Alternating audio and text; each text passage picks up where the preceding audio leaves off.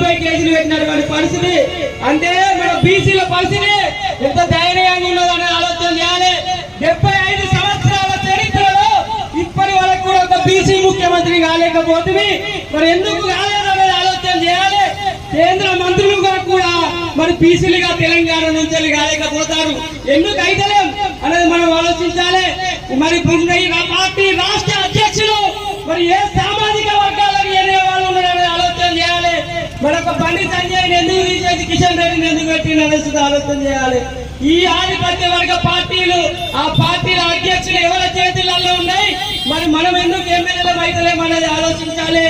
ఉన్నత స్థాయి అధికారుల దగ్గర ప్రధానమంత్రి మరి అదే విధంగా కేంద్ర మంత్రుల దగ్గర ఉన్నటువంటి ఉన్నత స్థాయి అధికారులలో మరి బీసీ బిడ్డలు లేదనే విషయాన్ని మనం గమనించాలి. జాయింట్ సెక్రటరీల క్యాబినెట్ సెక్రటరీల కింద పనిచేసే అధికారులు